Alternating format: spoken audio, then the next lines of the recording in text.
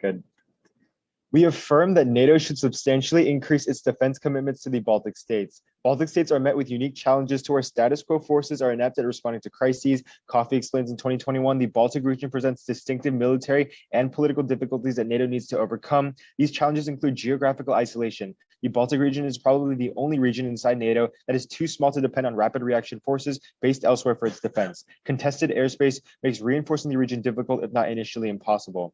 As a result, invasion is coming soon, as Rosu explains in 2021. Russia's internal complexities push the Kremlin to consistently search for temporary silver bullet solutions. Whenever Putin wants to bring people together and relieve social pressure, he organizes a war. Russia's in a full pandemic and economic crisis. This atmosphere of hostility revealed the depth of Russia's strategy to fully destabilize neighboring countries with sizable Russian-speaking minorities. And the status quo can't prevent this conflict. Post explains in 2021, larger troop contingents can deter by serving an operational purpose. If deployed troops can stop or even slow down an aggressor's attack, an aggressor will lose confidence that it can win quickly. Russia poses a threat to the Baltic allies, and the current enhanced forward presence defense plan can only serve as a tripwire and is insufficient to stop or slow down a Russian advance. Troop contingents can shift the local balance of power in the Baltics. This conflict would escalate as status quo forces would be forced to initiate responses that cause Russian civilian casualties, provoking a nuclear response. Burns explains in 2021 that if Russia initiates an invasion into the Baltic region and NATO has not established a more robust forward presence in Europe, then they risk attempting to expel a dug-in Russian force protected by their A2AD bubble. And one of the first moves NATO would take in this scenario would be to try and pop Russia's IADS bubble. This large-scale attack could cause significant infrastructure damage to Russian cities and numerous casualties to Russian citizens. This would undoubtedly escalate the conflict and risk provoking a nuclear response by Moscow. This nuclear response would be disastrous, as Starr quantifies that a nuclear winter would cause humans to die from nuclear famine and a mass extinction. Fortunately, voting affirmative deters the conflict, as Judson explained in 2019. Additional troops in Latvia, Lithuania, and Estonia have capabilities that fill host nation gaps. Should have capabilities that fill host nation gaps. The capabilities would be logistics, intelligence, communications, and air and missile defense. Air and missile defense enablers provide the important network necessary for rapid reinforcement. And that's critical to solving nuclear war possibilities, as Brents concludes in 2019 that the best option is to strengthen the weak conventional posture that threatens to bring nuclear options into play. The root of NATO's nuclear dilemma in the Baltics is that it cannot put up a credible defense. The US and its allies can make a Russian campaign far harder and costlier with a much diminished chance of rapid success by deploying an enhanced NATO force. The best way of reducing the danger of a nuclear war in the Baltics is to ensure that NATO won't immediately lose a conventional one. Contention 2 is disinformation. Disinformation attacks are increasing, as the Baltic Times indicates that Russia has significantly increased its misinformation attacks against the Baltic countries. Estonia, Latvia, and Lithuania are unable to protect their interests. These disinformation attacks have created democratic backsliding and put global security at risk and increased the chance for conflict, as Bergman writes in 2018 that far-right populism and authoritarian promises to restore law and order remain a potent and growing force in global politics. Public support for democracy in many countries has declined. Right-wing populists will seek to roll back democratic norms and institutions. Global and U.S. security is at risk. Democratic backsliding is a threat to global security. Non-democracies are more prone to violence and war. Luckily, voting affirmative can increase defense commitments to build resilience to propaganda, as Kuhn argues that a more effective approach would be to reduce the initial risk of domestic unrest as much as possible. NATO's current efforts to strengthen resilience focus on preventing disruption to military deployments to ensure an effective deterrence and defense. This is critical to bolstering awareness, as CSIS indicates in 2020 that NATO supports a comprehensive strategy to counter cyber threats, to raise awareness of information operations, and refute false claims. NATO can help uncover subversive efforts and promote multilateral response. These efforts will strengthen the response to disinformation operations. Thus, we affirm.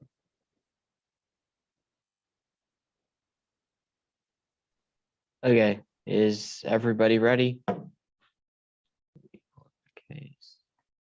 I'll start on my first word. Okay.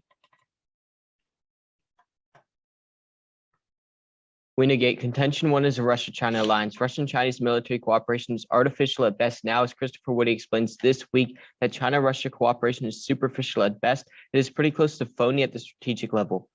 However, the relationship is dictated as a counterbalancing force to the West. Stronsky wrote in 2018 that Moscow and Beijing have transformed the relationship to become pragmatic partners with the common goal of pushing back at Western-dominated international system. They aim to rewrite at least some of the rules of global governments, yet the Chinese-Russian relationship is complex with lingering mistrust on both sides. Increasing defense commitments ensures Russian-Chinese tactical cooperation, as Sams writes in 2020, that Baltic states may be playing with fire. China and Russia would clearly prefer to have normal relations with the United States rather than build an alliance against it, as Chinese-Russian elites grow increasingly frustrated with America A temptation to cut the United States down to size through a joint Chinese-Russian effort only intensifies. The impact is that Russian-Chinese cooperation increases cyber attacks and increase European populism. Lakaga writes in 2020, what kind of tools or actions might China and Russia jointly use to attempt to damage or undermine the EU? The countries may use a coordinated strategy to influence EU decision-making from within. China's huge financial resources and Russian know-how in attempts to corrupt and recruit mainstream politicians within the EU could create an effective combined force that weakens EU countries and institutions. The aim would be to discredit mainstream politicians, creating a political vacuum for anti-EU and anti-NATO political forces. Right-wing populism causes democratic backsliding, which threatens global security and cedes power to Russia. Sun 18 warns far-right populism and authoritarian promises to restore law and order remain a potent and growing force in global politics. Far-right populist parties across Europe have seen a surge in public approval, making parliamentary gains in 15 of the 27 EU member countries over the past 2 election cycles. Public support for democracy in many countries has declined. Far-right parties have wasted no time in undermining democratic institutions and norms. Democratic backsliding is a threat to global security. Non-democratic democracies are more prone to violence and war. The rise of far-right and liberal populism across the world is an affront to core values and a challenge to global leadership. Contention 2 is Russian aggression. There's hardly any risk of an invasion right now for 2 reasons. First, it would be unpopular. As Bremer explains in 2021, the Crimea intervention worked for Putin until it didn't. Putin has had to downplay military involvement in Ukraine of late to avoid a backlash from a Russian public that cares primarily about domestic issues, still like pensions. And let's not forget that getting involved in Libya and Syria didn't yield any real popularity bump of note for Putin. An assault on a full-fledged NATO and EU member is exactly the kind of provocation that could awaken it. Putin understands this. He hardly wants to bring the alliance together as it's eroding. Second, Russian troop placement proves that it would be difficult to carry out an attack right now. Stangl explains in 2019, Russia is simply not prepared or properly positioned to execute a well-coordinated conventional attack on the Baltics. The amount of Russian units in close proximity to make a rapid assault is limited. Unfortunately, deterrence theory doesn't really work on Russia. Instead, they perceive acts of deterrence as acts of provocation. Bloom argues in 2020, Western countries and Russia operate in parallel universes. Russian strategic theory lacks any classification of strategic gestures. Signaling goes mostly wrong. Instead of deterring them, we mobilize the opponent. Specifically, additional defense commitments to the Baltics would be countered with Russian buildups as they perceive them as specific threats to Kaliningrad. As Klein argues that deploying additional conventional ground forces to the Baltics for defense is problematic. They might instead escalate tensions and stoke Russian aggression because Moscow seems likely to view additional NATO forces in the Baltics as a threat to Kaliningrad. The buildup would definitely increase the risk of invasion, as Plume argues that as a side effect, such deployments are seen as potentially leading to an undesired arms race, which causes specific risk of escalation and potential conflict. It is not acceptable politically that the West is building a presence in former Russian areas of influence. Fortunately for Russia, this invasion would be evenly matched and thus resort to Russia having to escalate quickly. Krepenhov explains that Putin will be faced with the challenge he cannot deter conventionally, and Putin would need to find an alternative path towards victory. Russia has the advantage in a limited nuclear war in part due to its numerical advantage of warheads and its diversity of delivery systems, and the use of nuclear weapons will lead to extinction. As Starr explains, the nuclear winter will cause humans to die from a nuclear famine in a mass extinction event. Thus, we negate. Okay, you ready for cross? Yeah. Okay, you can have the first question since you spoke first. Okay, great. Thank you. Yep. All right. Let's go to your first contention on Russia-China cooperation. Yeah. So you say that like when you increase defense commitments to the Baltics, Russia and China are going to move to cooperate, right? Uh-huh. So how come when NATO employed enhanced forward presence, why did that not trigger them to like increase their cyber attacks? I mean, because you say in your own case that enhanced forward presence wasn't substantial, which is why I wouldn't have increased cyber attacks. But I'm assuming whatever troop placement you're advocating for would be substantial because that's the wording of the resolution. Can I have a question? Yeah, sure. Okay, so on your C2 about disinformation, I'm a little confused. And could you clarify what specific defense commitments you're putting in place to fight back against disinformation? Yeah, so we tell you that like NATO, like as an organization, has like multiple organizations and like ways that they like counter cyber threats, especially. Wait, so are you putting in defense commitments or are you putting in organizations? Well, we'd say that those are defense commitments. I don't know if that's defense commitments. You can't send in the UN and be like, oh, we're sending defense commitments. So what specific defense commitments are you sending in? Like specific names of different so the CSIS evidence like talks about like Stratcom, which like increases like the ability to like detect like operations and like refute like misleading information. Stratcom, we're going full Star Wars. You can have a question. Okay. let's look to your C2 on Russia. So Yeah. you talk about how like deterrence doesn't work and that like they see it as a threat, right? Is that only Huh. dependent on troop placement?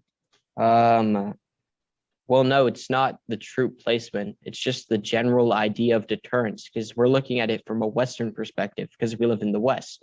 When you Right. look at it from a But the Russian perspective, any form of deterrence, it doesn't matter if it's social UN workers you're sending in to fight disinformation or troops, they're going to see wait, that okay, as wait, a hold on. threat. So if you like send a few UN workers, they're just gonna like retaliate because they see it as like a threat?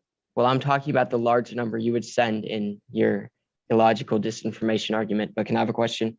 No, wait, hold on. Let's go back to this. So you Sure. say that like the only way that like Russia will like actually retaliate is when you have like troop presence in the region, right? Sure. Troop presidents, like anything that aggravates them. Can I have a question, please? Yeah, sure. Okay, so on your Russia argument, you talk about how like there's geographical issues.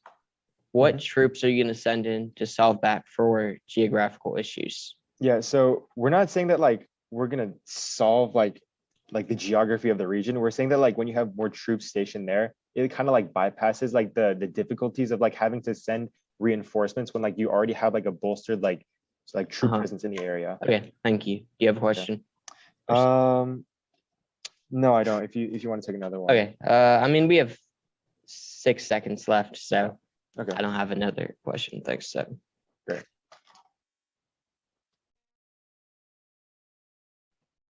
Okay.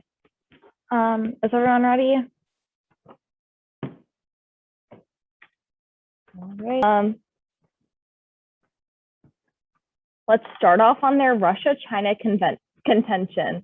They tell you that there's a Russia-China alliance right now, and that increased NATO involvement in the Baltics is going to strengthen their alliance. However, we tell you this is non-unique, as Russia and China are already moving closer for a multitude of reasons. As Hill finds in 2021, that political affinities have practical implications. For Russia, resource-hungry China is a huge, growing, and proximate market for its energy, while China provides Russia with competitively priced manufacturers. Their interests and agendas often align.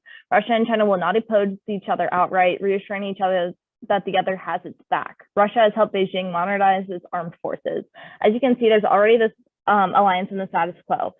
But then they go on to this impact about disinformation. However, we tell you that you prefer our disinformation scenario because we already see disinformation being spread in the Baltics in the status quo. The AF is the only side that's actually giving solvency of helping the Baltics by lending them like NATO's cyber defense capabilities and increasing like cyber defense in the Baltics. So like the AF has the best solvency for these like disinformation impacts. But now let's go on to their second contention about Russia. First, we would tell you that their uniqueness about no invasion is not true, as troops are being placed on the border and invasion is imminent. As SPRI writes in 2020 that Russia began to enhance its military equipment presence, border regions around the Baltic states, additional ground units were stationed. Around 120,000 troops in the tank division are stationed in this district. Putin is not intimidated by NATO. But then on the specific reasons that they say there's not going to be an invasion on this unpopularity argument, we would tell you that it has worked in the short term, like when Putin invaded Crimea, he got short-term popularity. Their empiric example is from Libya. We would tell you that the Baltics have way more ethnic Russians than Libya. Putin wants to unite ethnic Russians. Like a Libya example doesn't really relate to a place like the Baltics that's literally like on Russia's border. It's much more strategic for Putin to invade in the Baltics.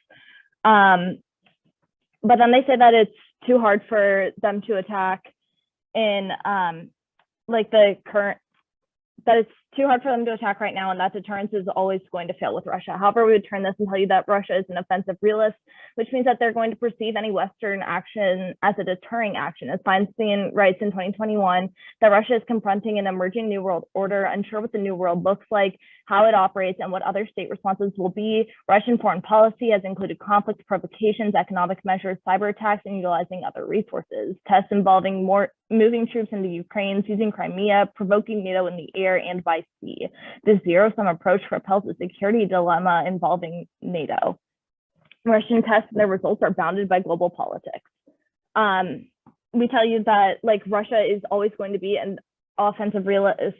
So they're going to want to invade now. But once NATO has more troops in the Baltics and more defense capabilities in the Baltics, Russia is going to see it as not worth invading. But now on to the impact, where they tell you, now onto this stuff that they talk about with like Russian escalation right now. Even if there is any risk of aggression, increasing defense commitments solves for the harmful effects of any aggression. As Episcopus finds in 2021 that under-equipped Baltic assets are little match for Russia's motorized heavy divisions. Military buildup denies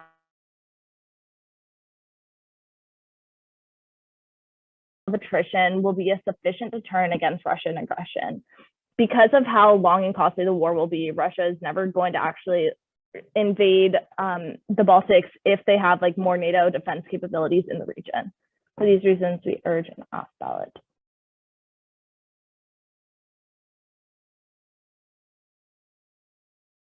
I'm going to take a little bit of prep.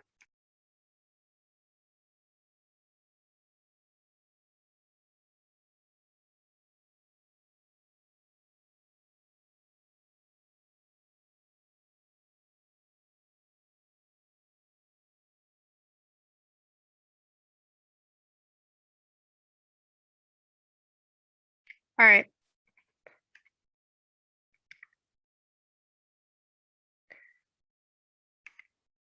It's going to start on defending the Ned case and then going on to the AF case. Is anybody not ready? All right. Starting our contention one about Russia and China, we're not going to go for this contention. You can extend the argument that they make, which says that Russia and China will always cooperate together. That means that it doesn't matter if the AF happens or not, this impact will always happen, which means no side gets offense. Let's go into our contention two, where we are clearly winning. We took there's no chance of information right now for two reasons. The first is that it's really unpopular, and the second is that troop placement makes it unlikely that Russia can invade. We tell you that the AF is seen as a provocation because they see NATO as an aggressive actor. To that point, that increase the risk of invasion because Russia feels threatened, which leads to nuclear extinction. They make a couple of arguments. The first is that we have troops on the border, or Russia has troops on the border right now. But this doesn't make any sense because placement of troops doesn't prove intent. That's why they didn't read a card saying that Putin has invaded, because he hasn't. You have to make them prove that why Putin would have an actual motive to invade, which we tell you he wouldn't. They say it's because it's popular in the short term, but that was only once. Putin won't risk an unpopular action again when historically it's proven to lower his popularity. Then they tell you that Western actions are seen as a deterrent and that Russia is an offensive realist. But that means that Russia won't attack unless they have a really good reason. That's not Putin wanting a bump in the polls. It's feeling like his hegemony is being threatened in the region. That only happens in a world where NATO increases its defense commitments, which is why the only risk of Putin having a strong enough motive to actually attack the Baltics happens when you vote affirmative, which is why you have to vote negative. Then they tell you that defense commitments solve back for any aggression that Russia can have. But let's look at this logically. This makes no sense time frame wise. Russia can attack immediately because they tell you that they already have troops on the border. To that point, we tell you that by the time it takes the AF to institute Baltic defense commitments, Russia will have already attacked, leaving them no chance. So no, the AF doesn't solve back. If Russia attacks, they will attack first, which is why you have to vote neg. Now let's go into their case. On their first contention about Russia, two reasons why invasion won't happen. One, it's a bad move politically. You can cross-apply our Bremer evidence. Specifically, there is no risk of invasion because it doesn't produce benefits politically for Putin. This was proven by Crimea, Libya, and Syria. But second, it's logically not possible. Cross-apply our Stengel evidence. Russia doesn't have its troops properly located in order to take the Baltics, and it would take them time to create a formation that can be responsible for second strike capabilities. But second, link turn. The risk of conflict can only happen in a world where aggression is antagonized. That's not happening to status quo because Putin isn't invading, and it only happens as a result of the affirmative, which is why Milevsky argues that Russians consistently and persistently evidence the notion that NATO and the West are a threat to their security. From the Russian perspective, NATO's deployment is depicted as a groundless and purposeless provocation rather than a move to strengthen deterrence. But third, no internal link, because increases in defense commitments don't bolster deterrence. NATO deterrence relies upon outdated techniques that don't align with the actual threats of the status quo. That's why Sisson argues that a presence-focused strategy is ill-suited to preventing gray zone malfeasance and a lingering agitation about a fait accompli in the Baltics that derives primarily from the proposition that such a move is operationally possible. But then let's go on to our second contention about disinformation. A couple of really big issues. First, it's really ambiguous. They don't even tell you what's actually being implemented to solve. But second is that it's really non-unique. The height of disinformation came from COVID, which the Baltic states responded to better than other countries. Pavlova wrote that domestic and foreign origin flourished response to the government in cooperation with public and private media. But second, there's no link. There is nothing that NATO can do that Estonia isn't already doing. Awareness is already high, which is why Kotova writes that Estonia digitized a lot sooner. And that's why Estonia's approach is the model approach. The Estonian government has invested heavily into awareness campaigns. But third, there's no link. Cybersecurity is best left to individual countries. International institutions like NATO can't solve, which is why Campbell writes in 2016 that NATO should realize it will be very challenging to enact cyber-related international rules because it's difficult enough to have a consensus on the issue within a country. But fourth, there's no impact. Their Bergman evidence is about populist messaging in Brazil, and even goes as far to say that populism is happening in Europe already. The impact is way too far gone. There's no stopping it. And for these reasons, it is a very clear neg ballot.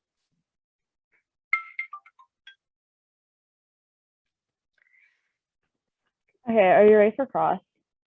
Yeah, you can have the first question. Okay, let's start off on my Russia contention, where you tell me that like an invasion won't be possible because Russia's troops aren't.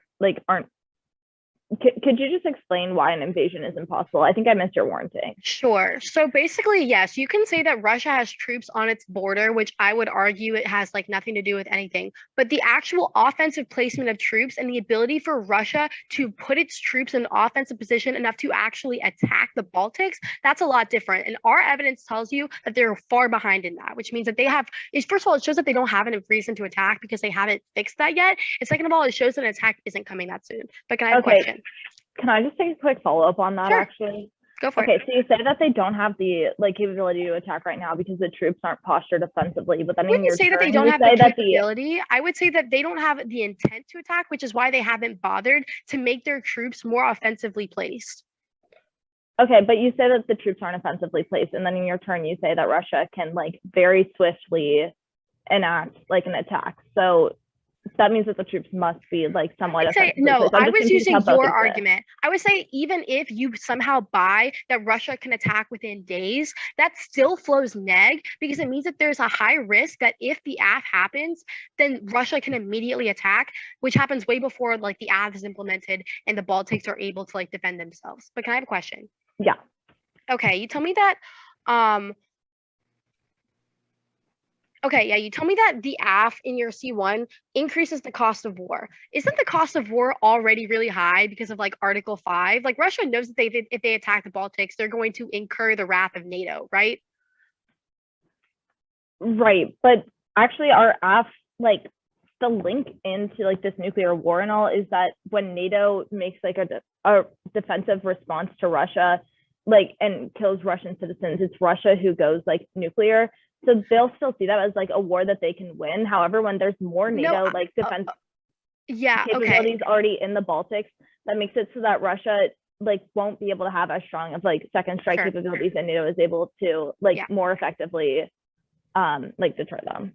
You can have a question. Okay, so on your case where you said that NATO deterrence is always going to fail with Russia because Russia isn't going to attack unless they're antagonized. Those are two separate arguments. The idea that NATO deterrence isn't up to snuff and the idea that Russia will only attack if it's antagonized, those are kind of two separate arguments. Okay, but on the NATO deterrence stuff, wouldn't increasing troop placement in the Baltics help increase NATO's deterrence against Russia? No, it's just because you're placing troops doesn't change the technical ability of NATO. Just having manpower isn't enough. There are severe gaps with NATO technology versus where Russia's at right now, which is why it doesn't necessarily matter if you put troops on the ground. It's still probably not going to solve for the impact that you're talking about. Right, but NATO defense capabilities also includes air and missile. Okay, well, your evidence talks about troops, so I don't really know if that's a fair argument to make, but that's cross. I mean, it talks about more, but yeah.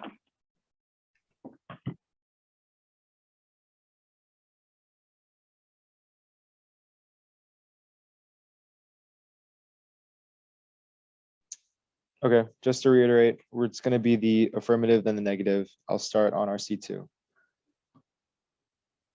Let's start really quickly on our second contention about disinformation. They have no offense on it. We're not going for it, though. The place that you should be focusing on in this round is our contention one on Russia. We tell you that right now, the Baltics have unique challenges and they can't respond to crises because of geographic isolation and a contested airspace. That's why Race Case tells you that an attack is coming soon. Putin is always going to be looking for silver bullet solutions to distract the Russian people from economic downturns, from the pandemic, and reuniting minority Russians. However, we tell you the affirmative solves for this by one, increasing troop placements, but then secondly, our Judson evidence tells you that we're like increasing air defense and missile commitments. That's going to be really key to increasing the cost of an attack on Russia, which is why they're never going to invade. The impact is like when Russia invades because of a weak Baltic state in the neg world, we're going to see that like it's going to be really bad, and it's only going to escalate into a nuclear conflict that's going to lead to mass extinction. Let's look at their responses. They say that it's bad politically, and they cite Crimea, Libya, and Syria. However, we'd argue that it's actually popular because they're reunifying ethnic minorities or ethnic Russians in these Baltic states. That's why they're going to do it. But then they try and turn it by saying Putin is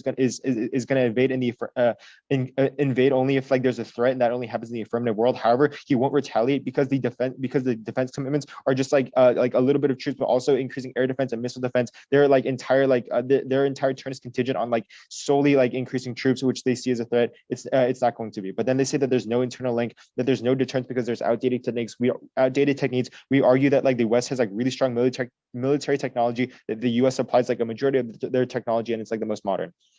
Let's go on to their C2 on Russia.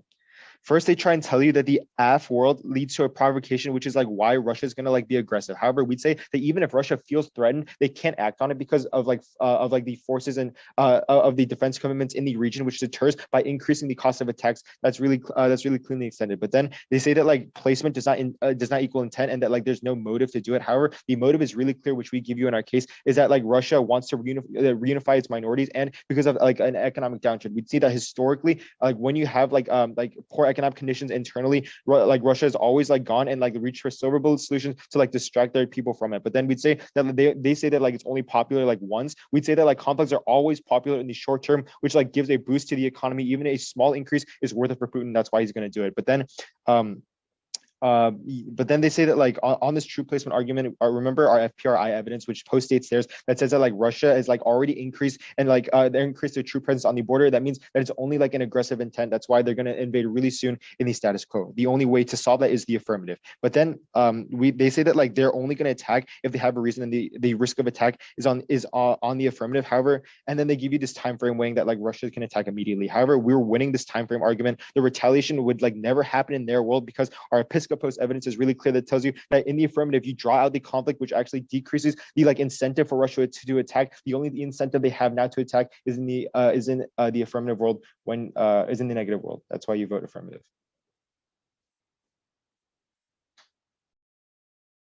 Actually, we're gonna run prep, and I'll let you know when we're done running it.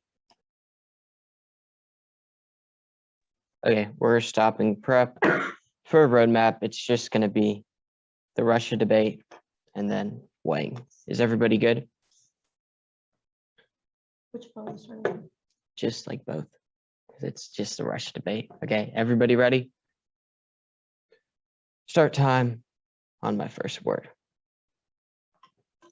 The top of the Russia debate revolves around whether or not Putin is going to invade in the status quo. That simply is not the case. Look to the two reasons we have given throughout the round. First, it's historically unpopular. They try to say that it would work because he's reunifying Russia with ethnic Russians. Look to Ukraine. Ukraine is 65% ethnic Russians, the highest population in the world other than Russia. His popularity still went down. There's no reason on why his popularity would go up after invading the Baltics when they have less ethnic Russians, meaning his popularity goes down. They paint Putin as an offensive realist. If he is an offensive realist like they say, then there is no world in which he would invade because he understands his popularity would be hurt, which is a very unrealistic thing to do. Second, we tell you there's bad troop placement. They don't respond to this at all. All they say is defense commitments would solve. I would argue there's no reason why defense commitments are needed if the troop placement is so bad that Russia could not launch an invasion right now. They give you time frame analysis.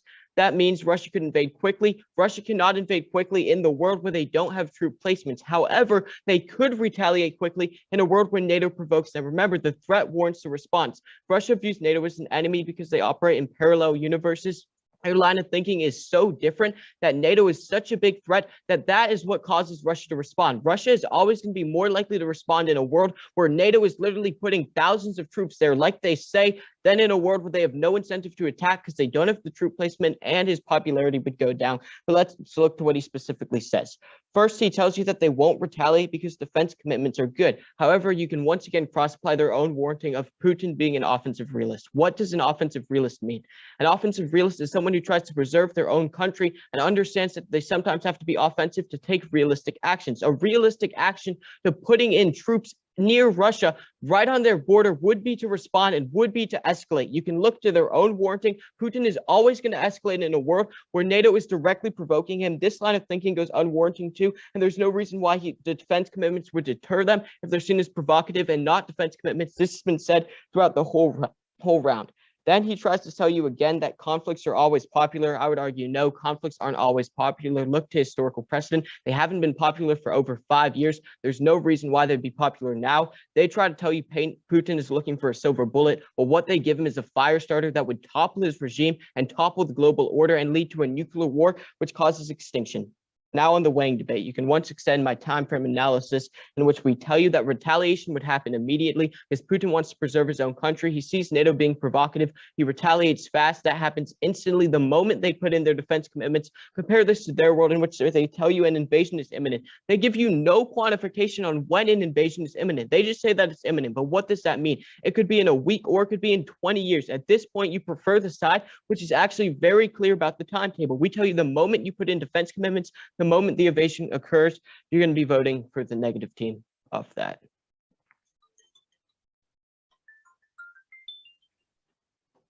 Okay. Are you ready for Grand? Yep. You can have first question. Cool. So would you rather fight a battle where you know you can win easily or a battle that's like extremely hard, drawn out, and like takes a lot longer than you want it to? I think, wait, really quick. I think the first question I'd ask is, do I really want to fight at all? And what would actually push me to fight in the first place? It's not just, you don't just go into a battle because you think you can win. You go into a battle if you have a reason to. The only world where the Putin reason has a I'd say to is pretty fight clear because the economy is like really he feels bad. threatened. Well, I mean, you said the economy's bad, right? But an economic boost isn't going to make Putin overlook everything that has happened in the last 5 to 6 years. It's not going to make him overlook the fact that his troop placement simply isn't good. Sure, the economy can be bad, but this isn't Harry Potter. You can't magically wave a wand and make the offensive troops suddenly just in better places. But can I have a question? Sure. Okay, you said that Putin won't retaliate with defense commitments, right? I'm just wondering, in what line of thinking would Putin not be provoked by putting in thousands of troops directly on the border? Yeah, so you can argue that like Russia feels threatened, right? But that doesn't mean that he's going to retaliate. Just because you increase like the troop presence from the West doesn't mean that Russia like sees it as like, oh, we're threatened, we're going to like go in and attack. Oh, them. that makes sense. So it's like how just because Russia's increasing their troops right now on the border, it doesn't mean they're going to invade. No. We're saying that like Russia is not going to go and attack because like the cost is so heavy because you have those troop places on the border. Okay. The Russia, yeah. So actually, let's go and talk about like the placement versus intent, right? Sure. So we'd argue that like there is intent if you're like increasing the number of troops in the region, right? No, that's capability because you're increasing troops. But right. if there was like, intent, why would you you'd increase be putting troops? Why would you increase troops in the first place if there was no intent? Why would you increase troops? Basically, every country in the world is increasing troops right now. That's just a historical trend. Which country? But if we were seeing an offensive trend, it would be putting troops in an offensive posture. They're clearly not doing that. So you're trying to present this as like apples, but it's oranges. Josh, we're seeing like massive troop pullouts of like Afghanistan, like a lot of places. Most places are becoming more defensive and decreasing. Wait, are we talking about the US or are we talking about Russia? You said that like there's a general global trend right now that like troop placements are like. Well, no, I was talking more about like defense spending, that type of stuff, not like, I guess. Yeah, NATO's defense spending, you could argue that Russia's just being proactive and like protecting themselves in case of an attack. Like, I don't know if NATO came in and put a bunch of troops on their border, they'd be able to respond. You have to, like, the only thing that you could like give in terms of evidence to prove that Russia was actually wanting to invade is if they'd invaded, and they haven't. I mean, we would say that, yeah, that's correct. Yep. We are going to take some prep starting.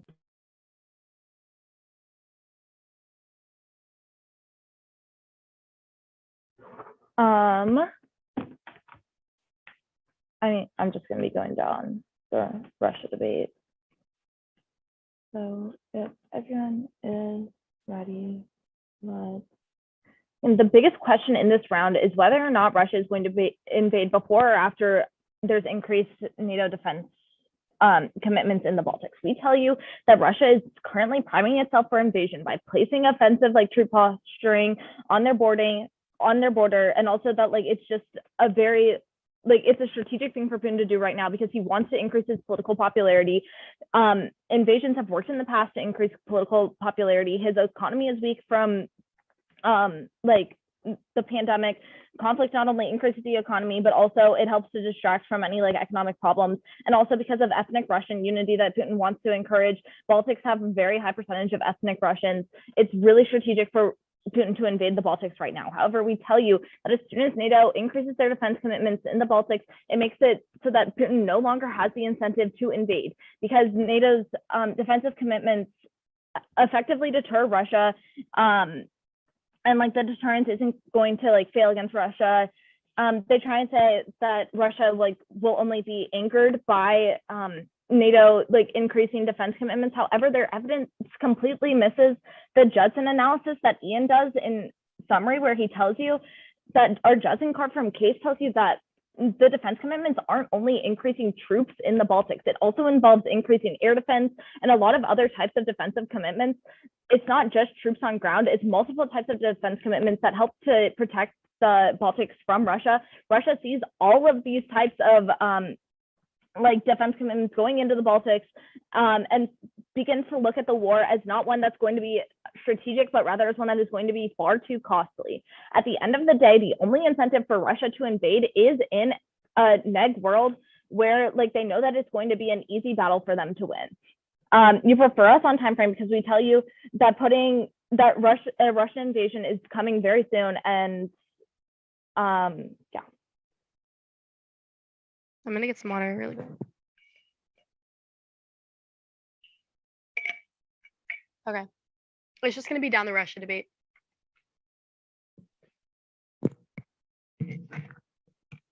Is anyone not ready? All right. The only two questions you need to ask yourself at the end of this round is Putin going to invade, and what will actually cause him to invade? Let's talk about the first question. Is Putin going to invade? We give you two reasons why in the status quo, Putin is not going to invade. The first is that historically, invasions have been really unpopular. So even if Putin did need a silver bullet, he wouldn't look to invading to solve that because historically it has decreased his popularity. Look at the example of Ukraine that Josh gives you. It was 65% historically Russian, and its popularity went down when he invaded it. There's no reason why Putin would want to invade. But the second is troop placement. Just because his troops on the border doesn't mean they are positioned to have an offensive strike on the Baltics. That is the piece of information they are missing. We tell you that that's not offensive. To that point, it means that Putin doesn't want to invade and doesn't have the capabilities now. Both of these things are proven by the fact that Putin in the status quo has not invaded, and we have no idea when he will. Now let's go to the second question. What will cause him to invade? Let's go back to when the app tells you that that Putin is an offensive realist. That's really important. It means that he won't attack unless he has a really good reason. The only really good reason that Putin would ever have to attack and invoke Article 5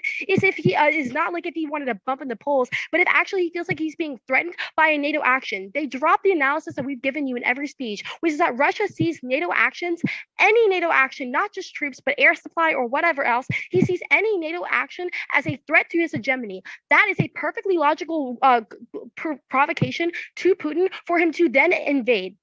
That is the most likely action. To that point, we tell you that if Russia attacks, it will happen immediately. That's why we're outweighing on time frame. In the neg world, retaliation happens immediately, right after he knows that Putin is that NATO is instituting defense commitments. But in the AF world, we have no idea when their invasion happens or if it does at all, because according to the AF, if their argument was true, invasion should have already happened. To that point, we have no idea when their impact will happen, but you know certainly that in a world where the affirmative happens and Baltics are given defense commitments, Russia will immediately attack. It is a very, very clear neg ballot.